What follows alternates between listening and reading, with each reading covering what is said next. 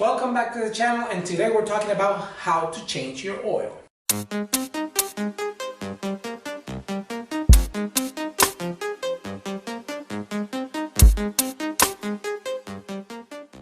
I know. There's been so many videos about changing the oil, so why a new one? I get it. So this one is all about how I do it, which for the most part is how 90 to 95% of the people does it. But that's fine. So just watch the video in case you have any questions, or maybe you're new to a GSX-S1000, and if you're not, or maybe you came from a different bike, chances are you already know how to do it, so you don't have to watch this video. But if you do, just enjoy. One thing I want to stay away from is to tell you what oil to use, and the reason why is do your research and make sure that at least you're adhering to what the manufacturer's manual tell you about the bike. So of course, this is a wet clutch, so the oil that's in the engine is going to be on the transmission as well, and it's going to be on the clutch. So you have to make sure that you use a JMO MA or JMO MA2, whatever, just to comply with the friction, and you're not affecting the friction. Some Ducati bikes, they have dry clutch, so that means that the clutch is completely outside of the engine, so there's no wet clutches. So those type of bikes, they might have some other flexibility.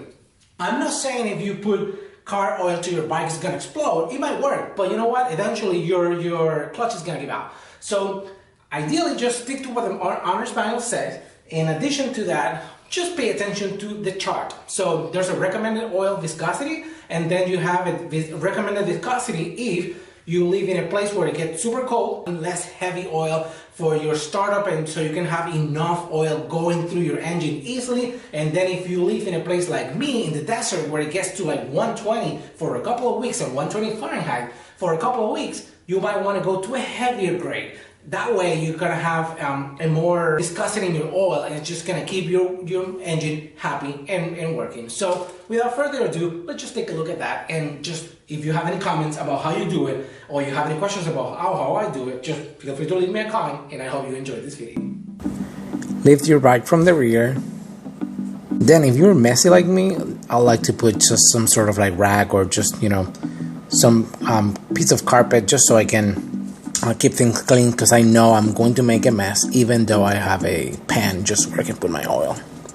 Now I'm just removing the lower chin of the bike, just to keep the bolts in place. I always like to put them back in the same place, and I'll do the same on the other side as well. Then remove the lower chin just so you can get good access to the drain plug as well as the oil filter. So now with the lower chin removed, I did not burn my hands because the bike was cold, so now I'm just gonna turn over the bike and let it idle for a few minutes until I at least got to operating temperature. The engine warm, now I'm just going to be removing the oil, but first I'm going to be removing the oil cap. Now I'm going to put the oil pan back again, and I'm going to start the drain plug with a 17, and then I'm just going to continue with my hands once it's completely loose. Now I'm just gonna let all the oil drain for a few minutes until there's nothing in the oil pan.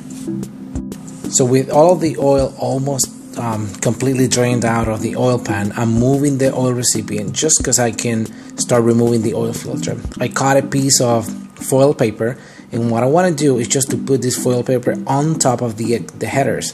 That way there's always going to be some residue or leftover oil that's still inside of the oil filter, so that way this oil is not going to be in excess falling on top of the headers, and then when you're turning the bike on, there's going to be a lot of smoke.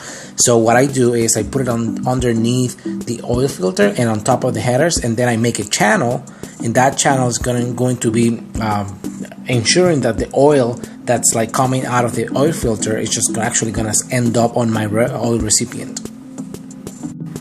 There are many ways to remove the oil filter. In this case, I'm just using pliers, so let's just get started. I will start with the pliers, and then I will continue with my hands. It might be hard to see, but at this point, oil is actually pouring down the foil paper, and I'm actually pointing whereas to the oil is coming down. That way I know everything is falling on the recipient, and I'm not making a mess on it. So at this point, I'm just actually putting my drain bolt back. I will start it by hand, and then you can choose whether or not do it with a torque wrench. I almost go back and forth. I mean, sometimes I do it, sometimes I don't. I do it by hand until it's, you know, pretty tight. I just put a new crush washer on the drain plug as well, and I set this one up to 16 pounds. Okay, now with the oil filter removed, I will go ahead and install the new one. And what I decided to do, besides the mess that I just made, I told you that I needed to put something on the floor. I might use this KN 138 is the model. So the intention in here is just to use this one, which has an actual nut in the back, which make it super easy because you can use a 17mm socket to install it. I'm putting a little bit of oil, and I'm also adding some oil on the inside just so the bike is not completely dry and it's building, you know, oil pressure as soon as I, you know, start it over. So the owner manuals recommends 14 pounds of torque when you're installing your oil filter. If you don't have a torque wrench that goes that low, or actually you don't have any torque wrench at all, what you can do is just to, once the filter makes contact with the surface, you want to mark a top dead center, and you're going to do 2 full rotations from that point. So once you do the 2 rotations, you should be good to go.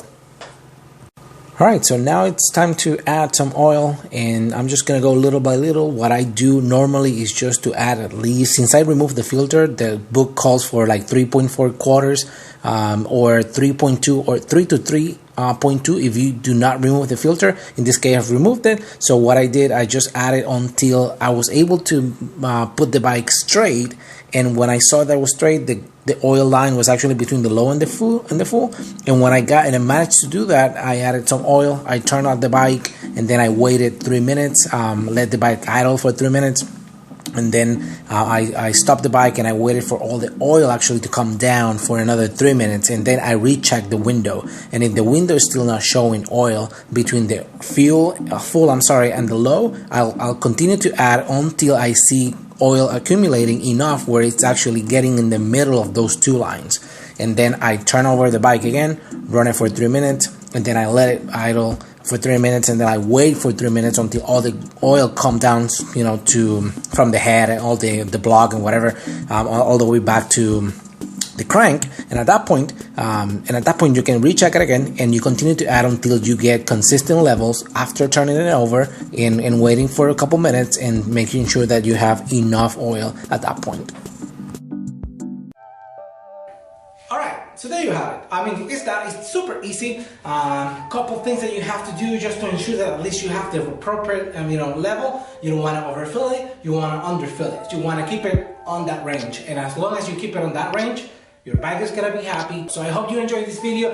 If you decide to subscribe to the video, that will be amazing, and I'll be giving me a motivation to continue doing videos, because if you stop watching these videos, then I'm not gonna do anything else. So thank you for watching, and really appreciate you guys watching these videos and leaving all the comments. Thank you. Bye.